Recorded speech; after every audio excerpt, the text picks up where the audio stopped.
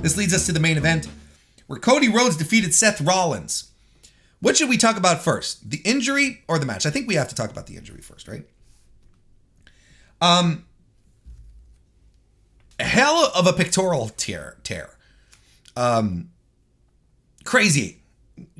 I have not seen many pectoral tears in my lifetime. I had someone who was a parademic tell me, "Ooh, that's a bad one." And it was, and it looked terrible. Now, there's been a lot of hot takes in regards to Cody winning, right? And we're putting a lot of emphasis on, my God, what an effort! Look at how banged up he was. Look at how smashed up he was, and this is this guy's love of the business. He wanted to get in there and wrestle. I think those opinions are valid, to a degree. I feel like, again, maybe this is me being an old timer, and it could be. At some point, I try to relate to the kids. I try to use their lingo. I occasionally dab in the street. But I realize that, there's a lot of things that I feel we don't learn our lesson on in wrestling. And I think that by putting what Cody did on a pedestal is setting us back many, many years of transformation of the business to another environment where wrestlers are going to feel like they're going to have to work regardless of how bad they're hurt or injured. And this in the 90s, and this is well documented. I'm not going to teach anyone anything here. Led to this idea of working with injuries, things that weren't treated, led to a lot of guys slipping into prescription drug addiction, just plain old drug addiction, alcohol, sometimes a mixture of two, all three, sometimes worse shit. And what did that lead to? A rash of very, very young deaths, suicides, so on and so forth. And a lot of these situations were provoked because of the need to dull the pain, because no one wanted to lose their spot, because that was the nature of the business. You worked even though you were injured. I've spoken to a few wrestlers since I've been doing the podcast, and whenever the topic of injuries come up, I oftentimes hear the same thing, and I listen a lot to what the wrestlers have to say. As a wrestler, you will work hurt, but you should not work injured, because that's how you start taking time off your career. This is how you start putting your body through things that it might not be able to recover from.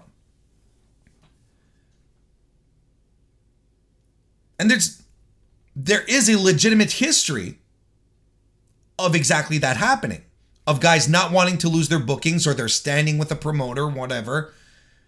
And then, no, I'm going to work injured nonetheless. Because if I don't work, I'm not going to get paid. I'm going to lose my spot, so on and so forth.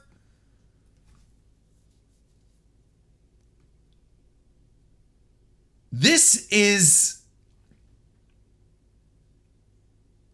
what Cody wants to do to put himself over, is to a degree his business, and I'll agree with that.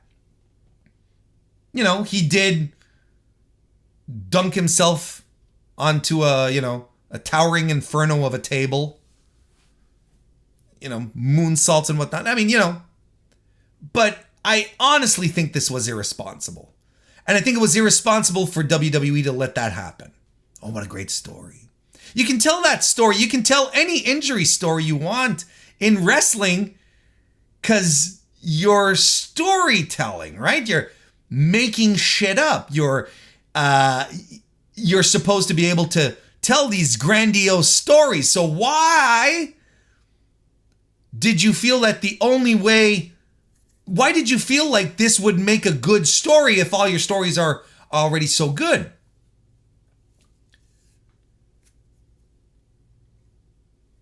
And I think it's a testament to the difficulty and the often inability that WWE has to get its wrestlers over, has to do with its inability at this, this storytelling that they're supposed to be so good at. I think it's on one end, I think that's the main problem, because then you add this factor of reality to it, and then suddenly it becomes compelling. Then you're like, oh, this is such good shit, pal. But it's also very real. And I don't want to watch wrestlers die in a ring. Not that Cody was in any danger of dying, but I don't want to see them completely destroy and maim their body, which is already injured, already in a situation where you should not go and compete. I don't want to see them worsen things. The fact that WWE let that happen, that they let him go out there, that's a huge red flag to me. And if you think that this does not create some kind of weird precedent or a return of a precedent in the locker room, you're fucking wrong. Because I do not know how on one hand you can be a WWE fan and applaud Roman Reigns for taking time off during the pandemic so that he wouldn't, because of his weakened immune system, and wouldn't put himself in danger. Oh, yeah. Right? If on one hand you'd applaud that, but then on the other hand, be actually super okay with Cody destroying his body even more for fucking pro wrestling, for a fucking match. I don't know how, and I don't think they're false equivalencies. Because in both situations, you should have the common sense to be like, you know what? I can't do this right now. Because this could have long-term detrimental effects to my career. Now, am I surprised that WWE did this? Of course fucking not. This is the company that had a man fall to his death in a ring and decided to continue pushing on with the show. So I'm not surprised. They're like, yeah, this Cody injury, that's good shit, pal, let's do it. Cody was okay with it. Who cares? Lots of wrestlers were okay with lots of bullshit that they did for their promoters, for their promotions, just to make sure that they held on to their spot, that they continued to get paid. They did a lot of things that they were okay with. Jeff Hardy was clearly okay. Everyone was telling me back when he was doing the alcoholic angle with Sheamus, back when I was covering SmackDown. Everyone was telling me, don't worry, Warren, he's okay with it. It's fine. He's okay, so it's fine. It's not fine. I would be lying to you that the idea behind this injury did not add to the match, that it did not add to the gravitas of this match, that made this match an excellent pro wrestling match, that brought out the top qualities in Cody Rhodes as a storyteller, as an in-ring storyteller, coupled by Seth Rollins, who is maligned by many, sometimes out of his own fault, but maligned by many, but oftentimes disregarded as how good a pro wrestler he is. This match ruled. And it ruled more because of the injury. I'd lie. I'd be bald-faced lying to you. But it is one fucking wrestling match on a Hell in the Cell pay-per-view. And I am much more worried about the health of Cody Rhodes, about the precedent it sets, about the vision that this will that this will bring forward. Because now there is not a single producer backstage in WWE who will look at someone with an injury, with a torn something or a broken whatever or a sprained thing, who will not say, yeah, but Cody wrestled. There's not one who is not going to say that. Maybe one, maybe two, but you know what I'm talking about. This is something that is going to be brought up again. Maybe not to everyone, but it will be brought up again at some point to someone.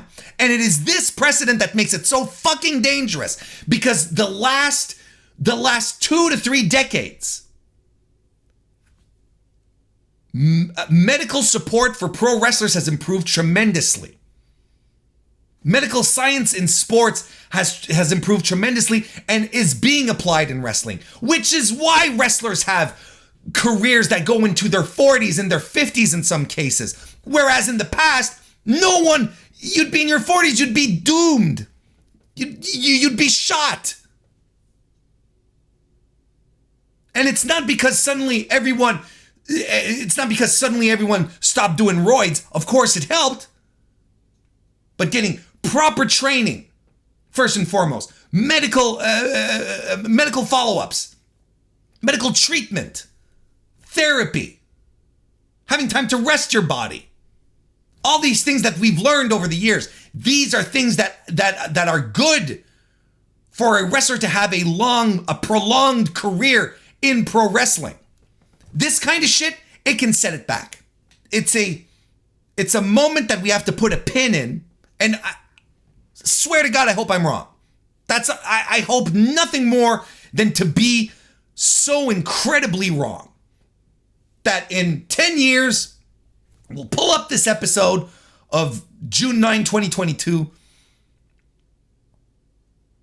and people are going to be like, oh, Warren, you were worried for nothing. That's never happened again. Look, now wrestlers have beautiful careers into their 60s now, Warren. You're such a worry. Thank God. I hope so. But I followed this business long enough to know that I cast a doubt before I put any trust in any decision makers in this business. And as AK Germany 96 in the chat pointed out, from the company that gets upset about blood, indeed, you're gonna be like, at least, bruises don't ooze. That's the thing. But that's, again, I would be hypocritical. It would be hypocritical for me to sit here and say this wasn't a better match because of it, because it was. It added to the drama. It added to the reality.